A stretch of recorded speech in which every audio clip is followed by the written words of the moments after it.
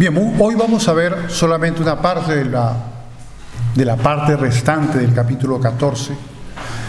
Prefiero hacer el mensaje un poco más corto, pero más monotemático, que tenga un tema que te haga recordarlo. Porque a veces si cogemos varios temas, pues al final dices, bueno, ¿y de qué trató el mensaje? Uno se pierde. Para evitarlo, pues vamos a concentrarnos en unas partes especiales de este fragmento del capítulo 14. Y vamos a empezar con la pregunta que tengo allí en pantalla. ¿Cómo los creyentes revelamos nuestro amor por Jesucristo? En el mundo hay mucha gente fervorosa, hablando religiosamente, es decir, que tienen fervor religioso y que de algún modo, en su buen entender, que puede ser terriblemente mal entender, pero en lo que ellos saben, pretender honrar a Dios, pretender hacer algún tipo de penitencia para poder ganarse el favor de Dios y la capacidad de que Dios les pueda perdonar más fácilmente, porque al mostrar ese tipo de piedad, Dios tendría pues que aplacar su corazón y aceptarlos de buena manera. Eso es lo que esta gente piensa. Y en el mundo cristiano, evidentemente, pues hay mucha gente fervorosa que de alguna manera busca a Dios, pero no sabe realmente qué es lo que Dios busca para que podamos demostrar nuestro amor por Él, y en este caso, nuestro amor por Jesucristo. ¿Cómo lo manifestamos? Vamos a ver un ejemplo o contraejemplo, podríamos decir, de algo que no es correcto. Bueno, esto que están viendo aquí es una escalera de mármol que sube a una parte, son 28 escalones si no me equivoco. Está en Roma, cerca de la Basílica de San Juan de Letrán, un lugar llamado la Santa Escala o Escalera Santa. Dice la leyenda, porque no deja de ser esto una leyenda y posiblemente es un fiasco y una falsedad, pero bueno, se dice que Helena, la madre de Constantino I, recuerdan que fue el primer emperador que aceptó el cristianismo, dejó de perseguirlo, lo usó políticamente y patrocinó en un principio el cristianismo. Teodosio, el siguiente emperador, ya hizo que fuera la religión oficial del Estado de Roma, pero digamos que su primer patrocinador fue Constantino I. Y su madre Helena, que era creyente antes que él, obviamente la madre del emperador, fue a visitar la tierra del antiguo Israel. Y dice que encontró muchas cosas, que encontró la cruz de Cristo y un montón de cosas. Y dicen pues que ella fue la que tuvo la iniciativa de coger esas filas de mármoles y llevárselas a Roma. Pero ¿qué pasa si ella no vivía en Roma? Ella vivía en Constantinopla. Pues bueno, la cosa es que un día aparecieron en Roma. No se sabe quién las llevó, por qué ni cómo. La cosa es que alguien o se inventó la historia simplemente, porque ya saben que ya en esa época el tema de las reliquias era un negocio fabuloso, espectacular. Desde la sangre de Cristo en frasquitos hasta la soga de Judas con la que se ahorcó, en fin, había de todo, astillas de la cruz, en fin, habían huesos de santos por aquí, huesos de santos por allá, en fin, había un mercado extraordinario de reliquias religiosas a gran mercado de los piadosos peregrinos y digamos gente fervorosa en la fe. Y esta aparece pues en Roma y a alguien se le ocurre, no se sabe quién, como suele suceder en todos estos casos, que si tú subes de rodillas cada escalón, los 28 escalones, pues tendrás el favor de Dios para el perdón de tus pecados, ¿no? Esto es hoy en día. Dicen que le habían puesto unas láminas de caoba pero que ese día estaban haciendo una restauración y se veían las mármoles originales, que decían que por ahí pasó Jesús, y que incluso hay una parte que se ve parte de la sangre y otra que está rota porque al poner la rodilla se rompió, parece que pesaba mucho, en fin, no lo sé. La cosa es que ahí tenían estas escaleras y esta gente pues va a subirlas peldaño a peldaño, haciendo un Padre Nuestro cada peldaño hasta la parte final, ¿no? Ya llevan por lo menos 12 siglos, desde el siglo VIII ya se sabía que estaban estas escalinatas, la Escala Santa, y en el año 1510 hubo un monje del norte de Europa que tuvo el privilegio de visitar Roma. Roma, a la par que Jerusalén, era una ciudad que podíamos llamarle un extraordinario parque de atracciones religioso. ¿Por qué? Porque había muchos lugares de peregrinaje. Y bueno, en Jerusalén eso es evidente, porque ahí estuvo Jesús. Pero Roma también quería arrogarse a sí misma que también era una especie de parque de atracciones religioso, que tenía también muchos lugares de peregrinación y muchos lugares donde el piadoso creyente podía ir a elevar su espíritu. Y este era uno de ellos, la Escala Santa. Entonces el monje, cuando llega ante la visión de Roma, en la lejanía, salve Roma, aquí he llegado, ¿no? Como diciendo, he llegado pues a la antesala del cielo, ¿no? Eso es lo que en su mente él tenía. Y va pues a Roma, y obviamente pues, si va a Roma, no se va a perder ir a la Escala Santa, ¿no? Estamos hablando de 1510. Y bueno, comienza a subir cada escalón con un Padre Nuestro, ¿no? Pero dice, según él cuenta, que había una voz que retumbaba en su mente y le hacía recordar las palabras de Habacuc, también rememoradas por el apóstol Pablo en Romanos, que decía: el justo por la fe vivirá. Y él seguía subiendo: el justo por la fe vivirá. Y cuando llega a la última escalinata dice: ¿será verdad todo esto? Ese era Lutero, Martín Lutero. Y efectivamente, cuando él ve en Roma todo ese descalabro moral, toda la hipocresía, cómo las autoridades religiosas romanas de la Iglesia Católica pues estaban corrompidas, él ve todo eso y se lleva pues un gran sinsabor, ¿no? Y claro, se sentiría estúpido al haber hecho todo esto, ¿no? Porque él en su corazón sinceramente creía que así podía honrar a Dios y acercarse más a Él. Y esta gente sin duda alguna tiene esa misma sensación. No son malintencionados, no son gente mala, son gente bien intencionada pero sinceramente equivocada. Porque ¿qué es lo que verdaderamente hace que nosotros podamos revelar y demostrar nuestro amor por Jesucristo de verdad? ¿Qué es lo que el Señor Jesús nos dijo que revelaría nuestro amor por Él? Él lo dijo enfáticamente. Pero nos preguntamos, ¿por qué Lutero tuvo este escrúpulo y las otras personas, y durante siglos, miles de personas han subido esa escalera y no tienen ese escrúpulo? ¿Por qué no tienen ese escrúpulo? ¿Qué era lo que diferenciaba a este hombre de esas otras personas? Que él ya había leído la palabra de Dios. Y gracias a eso que había leído la palabra de Dios, es que el Espíritu Santo podía hablarle a través de su palabra en la mente. Eso es lo que pudo hacer la persona que conoce de la Biblia, pues el Espíritu Santo va a usar la Biblia para hablarle. Es la manera en que le damos la oportunidad a Dios para que nos hable. Cuando abrimos la Escritura, le damos esa oportunidad. Y cuando no queremos abrir la Escritura, cuando no hemos desarrollado una disciplina de lectura diaria, de lectura de la Biblia, evidentemente lo que hacemos es negarle a Dios y a nosotros mismos, claro, la oportunidad de que Él nos hable.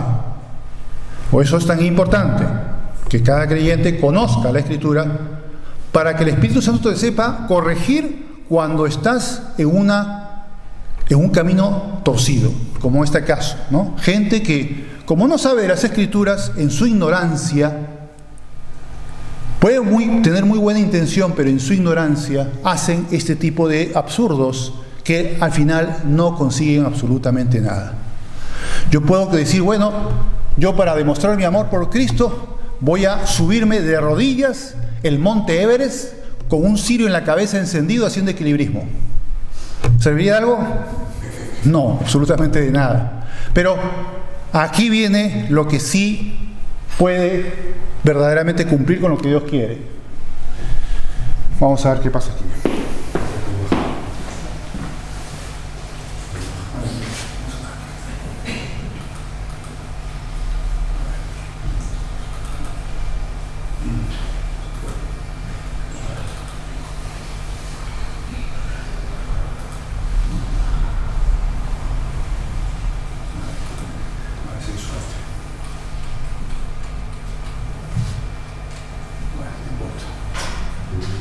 No, sí. Parece que el aparatito se ha estropeado o algo así. Bueno. Bien. Fíjese, qué sencillo, ¿no? Unas cuantas palabras, suficiente. Escueto, breve, conciso. Si me amáis, guardad mis mandamientos. No hace falta subirse 20.000 escalones, ni hacer tontería y media. Simplemente guardar los mandamientos de Dios. Esa es la forma en la cual demostramos nuestro amor por Jesucristo. No hay otra. Sencillo y contundente.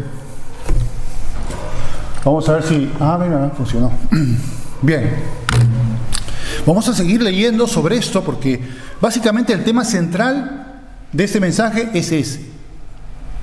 Guardar los mandamientos de Dios como revelación de nuestro amor por Cristo. Ahora, ¿cómo se redondea estas ideas? ¿En qué consiste? Dice, el que tiene, estamos hablando de Juan 14, 21, el que tiene mis mandamientos y los guarda, ese es el que me ama. Y el que me ama será amado por mi Padre, y yo le amaré y me manifestaré a él. ¿Ven la promesa que hay de Dios respecto a esto? Que Dios y Jesús van a manifestarse, el Padre y el Hijo, en mi vida, en base a que yo ame y revele mi amor por Jesús, guardando los mandamientos de Jesús. Ahora, ¿cómo yo puedo saber los mandamientos de Jesús si no leo la Biblia? ¿Hay alguna manera, díganme, algún catecismo por ahí que nos diga, nos dé una orientación que valga la pena? De ningún modo no lo hay, en lo absoluto no lo hay. Solamente la Biblia, y en ella podemos encontrar las instrucciones para poder agradar y honrar a Dios debidamente. Solo allí está la palabra de Dios. Por lo tanto, el que me ama será amado por mi Padre, y yo le amaré y vendremos a hacer morada con él. Me manifestaré a él. Vamos a ver que la palabra morada también tiene razón, tiene sentido en esta ecuación. Ahora vamos a ver el siguiente pasaje y lo vamos a comparar con Apocalipsis 3:20. Yo siempre me equivoco y siempre digo, no sé si habrán visto en el pasado 3:18, pero no, es 3:20. Siempre se me va la bola. ¿Qué dice Juan 14, 22 al 24? Dice, le dijo Judas, no el Iscariote, Señor, ¿cómo te manifestarás a nosotros y no al mundo? ¿Cómo es eso? ¿Cómo es que nosotros sí, el mundo no? Bueno, Jesús le dijo, el que me ama, mi palabra guardará, y mi Padre le amará. Pero está repitiendo lo que dijo antes. Y vendremos a él, y ahora viene a la palabra morada, fíjense, y haremos morada con él. Estará junto a nosotros. O sea, la vida cristiana es una intimidad con Dios Padre y con Dios Hijo y con el Espíritu Santo. La verdadera fe cristiana, la verdadera vida cristiana es una intimidad. Se tiene que notar esa intimidad. ¿Qué pasa si no se nota? Buena pregunta para nosotros, ¿no? Oye, ¿se nota o no se nota?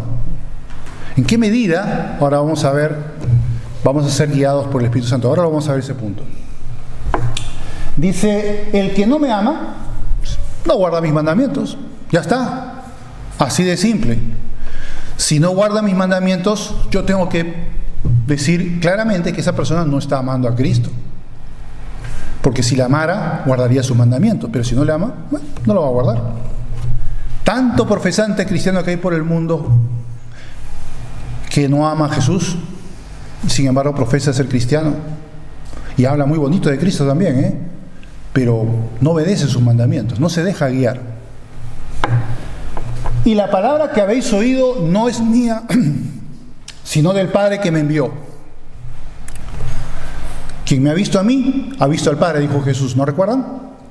Pues el que me oye a mí, también oye al Padre, porque las palabras del Padre están en el Hijo y las palabras del Hijo están en el Padre. Por lo tanto, eso lo tenemos bien claro. Ahora comparemos este pasaje con Apocalipsis 3:20. Ese famoso pasaje que le hemos dicho muchas veces. He aquí, yo estoy a la puerta y llamo. Si alguno oye mi voz y abre la puerta, yo entraré a él y cenaré con él y él conmigo. ¿Se acuerdan, no? Ahora, hay algo curioso en esta primera parte. Notemos, ¿qué significa eso? Dice, he aquí, yo estoy a la puerta y llamo. Ahora, cuando dice eso, está diciendo de que está fuera. No dice que está dentro. Jesús está tocando la puerta. Está llamando, ábreme, quiero entrar, pero tú no me dejas. Tú todavía no me has abierto la puerta. Tú todavía la tienes cerrada. ¿Cuántos cristianos nominales hay en el mundo que están en esa situación? ¿Por qué él escribe esto a la iglesia de la Odisea y a la iglesia de Sardis algo parecido también? Porque Dios sabía que en esas iglesias que profesaban creer en Jesús, en realidad no lo estaban haciendo. Eran gente que no había nacido de nuevo todavía, que todavía no habían recibido a Cristo porque todavía no le habían abierto la puerta. Y aquí claramente está diciendo Jesús, oye, tú todavía no me has abierto la puerta. Pero mira, yo en mi misericordia la estoy tocando y te estoy llamando. Y tú te haces el sordo y sigues y dejas la puerta cerrada. Te llamo, pero tú no contestas. Te llamo, pero tú no te das por enterado. Esto es muy serio. Esto no es una cosa de un detallito, de un mensaje de domingo, no. Esto es algo que muchas personas en el mundo cristiano hoy en día tendrían que tenerlo muy en cuenta. ¿Han abierto la puerta o no le han abierto la puerta a Jesucristo? Porque si no le has abierto la puerta a Jesucristo, todavía estás en el mundo, todavía estás en tinieblas, todavía estás en muerte. Así de simple. Pregúntate en tu corazón si verdaderamente le abriste la puerta a Jesús. Es muy bueno, saludable y razonable hacerse esa pregunta, porque si no lo hemos hecho, nos estamos engañando, pensamos que estamos en la vía de la salvación y resulta que no. Y que un día vamos a llegar a la presencia del Señor con una terrible sorpresa de que no, nunca os conocí, dirá el Señor. Apártate de mí, hacedor de maldad. Yo no creo que a nadie le guste eso, ¿no? Queremos más bien que el Señor nos reciba con gozo al seno del Padre, pero no que nos rechace, ¿no? Por eso es tan importante hacer esa pregunta. ¿Le he abierto la puerta o no le he abierto la puerta? Hemos estado analizando en los domingos pasados varios indicadores de lo que debe tener el verdadero creyente y lo que no, obviamente no tiene el falso creyente. Vimos 5 puntos, luego después vimos un 6º punto y ahora vamos a ver un 7º punto. Ahora todavía no, pero ahora lo vamos a ver. Bien, entonces, ¿qué es lo que tiene que hacer la persona que todavía tiene a Jesús fuera? Pues es abrirle la puerta, oír su voz, abrirle la puerta para tener como recibir a Jesús en la morada de su corazón. Recibe a Jesús para poder ser salvo. y para que Dios haga morada con él y el Espíritu Santo esté en él. Eso es lo que tiene que hacer. Y fíjense cómo el Señor lo va a explicar también nuevamente. Vamos a ver en el siguiente pasaje. Miren cómo se explica esto. Y este es su mandamiento, el mandamiento de Jesús. Estamos hablando de 1 de Juan, capítulo 3, verso del 23 al 24. Está hablando el apóstol Juan sobre este tema que ya oyó y escribió en el evangelio en su evangelio. Pues va a decir lo siguiente, dice, ¿cuál es el mandamiento? Ese mandamiento que Dios quiere que cumplamos. Dice, y este es su mandamiento, que creamos en el nombre del Hijo de Dios. O sea, en primer lugar, eso es un acto de fe. Que la persona crea en Cristo, que Él es su Salvador, murió por sus pecados, que Él es Dios y Él es Señor. Por lo tanto, eso tiene que creer la persona. Pero dice algo más, que también ya lo vimos como el sexto punto, ¿se acuerdan? Que dice, y nos amemos unos a otros como nos lo ha mandado. Porque efectivamente el Señor Jesús mandó, este mandamiento nuevo os doy, que os améis los unos a los otros. Y el amor entre los hermanos es una manifestación de que son discípulos de Jesús. Él dijo, si me amáis es que sois verdaderamente mis discípulos. Y si no os amáis, si os arañáis, os golpeáis, os reñís, estáis en pleitos y en berrinches y en acusaciones y en castigos y en condenas, pues bueno, tengo mis dudas, ¿no? Que eso no es una manifestación de vida de que sean verdaderamente hijos de Dios. Ahora, yo no digo que los hijos de Dios no puedan caer en estas cosas, por supuesto que sí, vamos a ver ahora un poco sobre eso, pero no es una señal que denote con claridad de que efectivamente son hijos de Dios, porque ahí hay algo que está mal, está muy mal. Dice luego, y el que guarda sus mandamientos, creer, amar y muchas cosas más también que él ha dicho, permanece en Dios. Esa es la forma de permanecer que luego vamos a analizar en el capítulo 15 de Juan. Y Dios en él. Y en esto sabemos que Él permanece en nosotros por el Espíritu que nos ha dado. O sea que hay una presencia de Dios en nuestro corazón, en nuestra mente, que es el Espíritu Santo, que Dios nos ha dado. El arras de nuestra salvación es el Espíritu Santo. Por lo tanto, se tiene que notar también. Se tiene que notar en el creyente, porque el Espíritu Santo va a producir cambios en su corazón, en su conducta, que tienen que traslucirse. Ahora bien, nosotros como los que somos creyentes y lo sabemos, sabemos que la vida cristiana no es un camino de rosas, no solamente en el plano material, sino también en el espiritual. Y que la carne continuamente está tratando de hacer que bajes, y que la carne asuma otra vez el control. Y que se apague esa luz del Espíritu Santo que tiene que verse reflejada en tu conducta. Y nos vamos hacia la parte carnal, para que la carne quiera empezar a retomar territorio que antes ya fue conquistado por la sangre de Cristo, por la fe en Cristo. Y quiere volver a tomar territorio para que nos comportemos otra vez como mundanos y como carnales. Y hay una lucha en el creyente entre esas dos tensiones, la de la carne y la del espíritu. Y obviamente tenemos que aprender a que haya la victoria del espíritu. Pero vamos a ver una palabra, una frase que nos va a señalar ese séptimo punto, ahora lo vamos a ver en breve, que nos denota en qué consiste eso. Pero hay esa lucha, y obviamente los creyentes tenemos también nuestros defectos y nuestros pecados y fallas, en este sentido de que muchas veces no estemos reflejando lo que deberíamos reflejar, producto de una debida obediencia a la guía del Espíritu Santo, que es el tema principal que voy a mencionar luego. Eso es algo muy, pero muy importante. Vamos a repetir la parte que dice, y el que guarda sus mandamientos permanece en Dios y Dios en él, y en esto sabemos que Él permanece en nosotros por el Espíritu que nos ha dado, el Espíritu Santo. Bien, ahora aquí viene lo bueno, lo interesante, ¿no? El punto quizás más álgido del mensaje de hoy. Está en amarillo en las primeras partes de este pasaje de Pablo a los Romanos, en el capítulo 8, del verso 14 al 16. Y ese sería el séptimo punto que señala a un creyente auténtico. ¿Cuál es ese punto? Bien claro lo dice.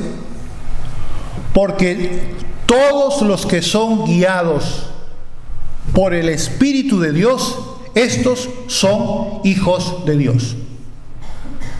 También sencillo, claro y contundente. ¿Nos dejamos guiar por el Espíritu Santo siempre, debidamente o no? El creyente tiene que dejarse guiar por el Espíritu Santo como norma de su vida. Ahora bien, ¿puede estar fallando en eso? Pues sí, puede estar fallando. ¿Y qué significaría fallar en eso? Que en lugar de dejarte guiar por el Espíritu Santo, te guías por la carne. Y la carne comienza a ser la que dicta tus decisiones, tu voluntad, tus acciones, tu forma de expresarte, tu forma de pensar con respecto a los demás, y no el Espíritu Santo. Y hay una parte que vamos a ver en un pasaje posterior que podemos entristecer al Espíritu Santo. Ahora vamos a ver más detalles sobre este punto. Pero en primer lugar, lo que tiene que tener el verdadero creyente es dejarse guiar por el Espíritu Santo. No por codicias, por ambiciones egoístas, por pasiones desordenadas, por rencores, ni nada de esas cosas. Porque si tú te dejas llevar por esas cosas, en mal camino estás. No estás reflejando lo que debe de ser. Tenemos que tener claro lo que significa la guía del Espíritu Santo. El creyente tiene que tener conciencia de que Cristo está a tu lado, a través del Espíritu Santo. Y cuando tú piensas, dices, o quieres decir, o quieres hacer algo, y ves que la guía de tu carne está ahí muy envuelta en esas resoluciones, tienes que ponerte a pensar, ¿el Señor Jesucristo que me está observando estaría de acuerdo con este proceder o no? Si yo tengo algún altercado o algún problema con algún hermano y comienzo simplemente a llenarme de berrinche el cerebro con lo que, porque yo tengo razón y el otro está equivocado, y le doy vueltas y vueltas y vueltas, y no es bueno, no sería bueno pararte a preguntar, ¿el Señor Jesucristo estaría de acuerdo con este enfrentamiento? ¿Va a bendecir mi vida? ¿Va a bendecir la vida de esta otra persona? ¿Va a bendecir a la iglesia? ¿O va a ser usada por Satanás para dividir a la iglesia, para hacer problemas en la iglesia, para causar desánimo en los hermanos? ¿No? ¿No podría pasar eso? Por lo tanto, tenemos que tener muy en cuenta qué pensaría Jesús de lo que yo estoy haciendo o pretendiendo hacer. Y el Espíritu Santo está en nosotros. Y al estar el Espíritu Santo en nosotros, está también Cristo con nosotros. Por lo tanto, es importante que el creyente no piense que Jesús es una especie de metáfora intelectual o retórica que está por ahí. No, es una presencia real. Y lamentablemente, muchas veces, no se reconoce su presencia. El creyente tiene que reconocer su presencia en cada momento y en cada decisión. Eso es importantísimo. No puede abstraerse. No es una figura. Jesús no es una figura abstracta. Es real. Y si tienes al Espíritu Santo, lo tienes junto a ti. Y es algo que tenemos que tenerlo muy, muy, pero muy claro. Luego dice, pues no habéis recibido el espíritu de esclavitud para estar otra vez en temor, sino que habéis recibido el espíritu de adopción, que somos adoptados hijos de Dios, por el cual clamamos Abba Padre, que significa Padre mío. Es una forma personal de referirse a Dios, una forma muy íntima, muy cariñosa de referirse a Dios. Abba Padre, Padre mío. El Espíritu mismo da testimonio a nuestro espíritu de que somos hijos de Dios. Y cuando está efectivamente la presencia del Espíritu Santo, es también una forma en que el creyente se da cuenta, por propio testimonio del Espíritu Santo, de que verdaderamente es un hijo de Dios. Porque está presente y también porque en su presencia somos capaces de dejarnos gobernar por la guía del Espíritu Santo.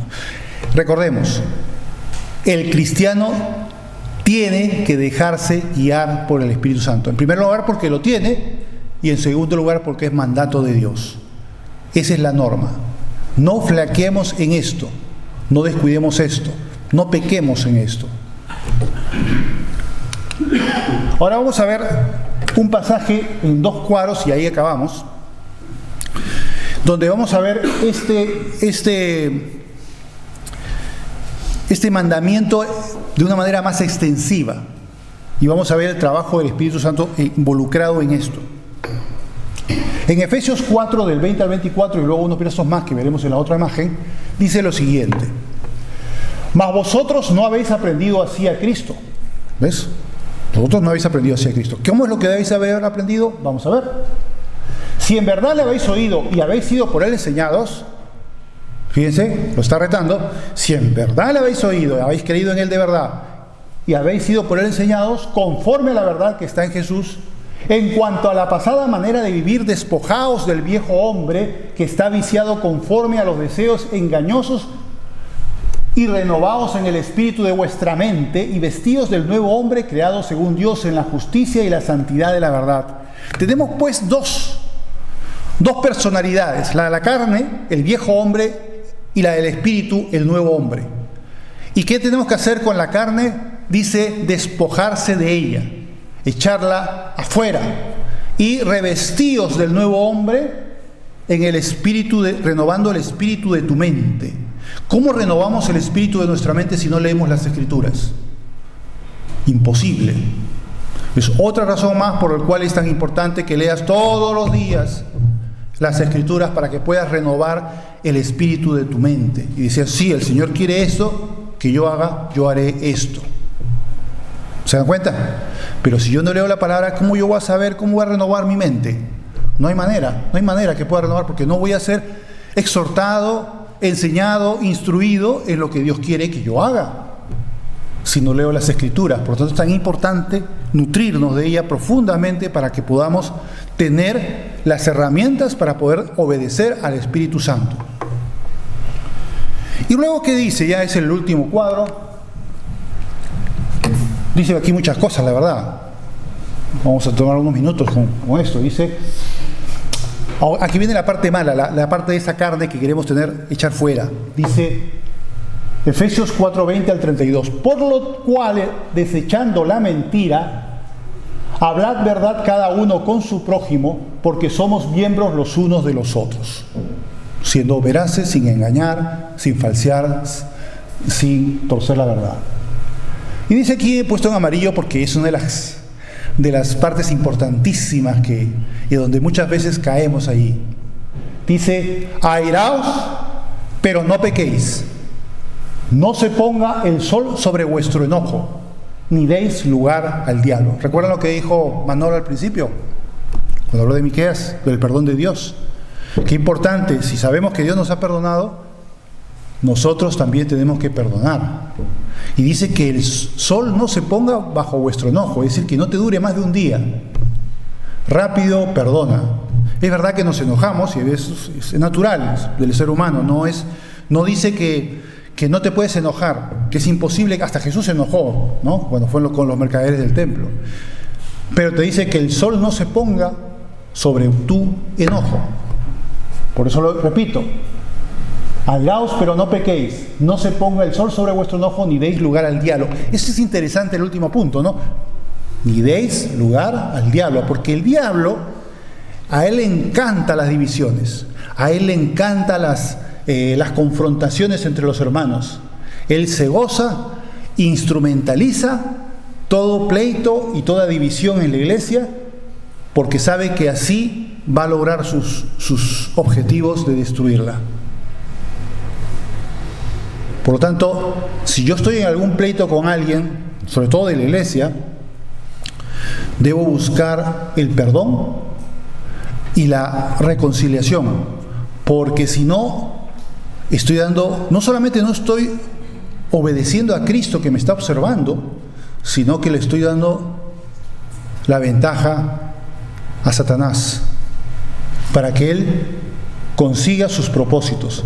Estoy sirviendo a Satanás y no estoy sirviendo a Cristo. ¿Se dan cuenta? Es gravísimo. Por lo tanto, es muy importante tenerlo esto en cuenta. Luego dice, el que hurtaba no hurte más, sino trabaje haciendo con sus manos lo que es bueno, para que tenga que compartir con el que padece necesidad. Ninguna palabra corrompida salga de vuestra boca, sino la que sea buena para la necesaria edificación, a fin de dar gracia a los oyentes. Y luego dice esa parte que les mencioné antes, y no contristéis, es decir, no entristezcamos al Espíritu Santo de Dios, con el cual fuisteis sellados para el día de la redención. Entonces, ¿cómo es que lo entristecemos? Pues cuando tú no te dejas guiar por el Espíritu Santo, entonces estás entristeciendo al Espíritu Santo. ¿Se dan cuenta? ¿Por qué? Porque dice, yo trato de guiarlo, pero no quiere. Sigue obedeciendo a la carne, sigue dándole prebendas a Satanás y rechazando a Cristo, aunque ya está redimido, aunque ha nacido de nuevo, pero él está rebelde. Y lo que pasa es que entristece al Espíritu Santo. Qué terrible, ¿no? Es entristecer a Dios. Es algo muy grave, muy grave. ¿Por qué? Porque no quiere obedecer al Espíritu Santo. El séptimo marcador de la fe verdadera es que el creyente se deja guiar por el Espíritu Santo. Eso es lo que hemos aprendido hoy. Eso no lo podemos descuidar. Tienes que dejarte guiar por el Espíritu Santo. Dice luego, quítese de vosotros toda amargura, enojo, ira, gritería y maledicencia y toda malicia. Antes sed benignos unos con otros, misericordiosos, ¿qué dice luego? Rencorosos, perdonándoos unos a otros como Dios también os perdonó a vosotros en Cristo. Esa parte es lapidaria, vamos a decirlo. Porque, repito, perdonándoos unos a otros como Dios también os perdonó a vosotros en Cristo. Si Cristo me perdonó a mí, como mencionamos el capítulo de Miqueas que puso Manolo, ¿por qué yo no voy a perdonar a mis hermanos? Si Jesús mismo dijo en el Padre Nuestro, perdónanos como nosotros perdonamos a quienes nos ofenden, ¿no? Y luego, después de acabado la instrucción del Padre Nuestro, dijo Jesús a sus discípulos, porque si vosotros no perdonáis a quienes os ofenden, ¿cómo Dios el Padre os va a perdonar a vosotros? O sea, lo condiciona el perdón divino a nuestra actitud ante el perdón. Por lo tanto, es absolutamente importante. Por eso nunca debemos de guardar los rencores en cajoncitos y un buen día volverlos a sacar, ¿no? Tírenlos a la basura de una vez, que ya no se había guardado en ninguna parte. Eso no significa, no borra a la persona cómo es la persona, ni lo que hizo la persona. Eso no lo va a borrar. Lo que va a cambiar es tu actitud personal, tu corazón. Y eso es lo que importa al fin y al cabo. Ya si la otra persona es así y sigue en sus 13, pues bueno, ya es problema de esa persona. Pero tú, por lo menos, vas a estar sanado de ese rencor. Y eso te va a hacer gran bien a tu vida espiritual y a tu relación con el Señor. Oremos. Padre Santo, te damos las gracias por este consejo de tu palabra. Te pedimos, oh Dios, que podamos aprender a ser verdaderos hijos tuyos, dejándonos guiar por el Espíritu Santo y no estemos obedeciendo a la carne y descuidándonos, Señor, haciendo que el enemigo tenga ventaja sobre nosotros y pueda incluso usarnos para destruir tu obra. Te pedimos, oh Dios, que tú nos ayudes a ser, por el contrario, verdaderos discípulos tuyos que se dejan guiar por el Espíritu Santo en todo.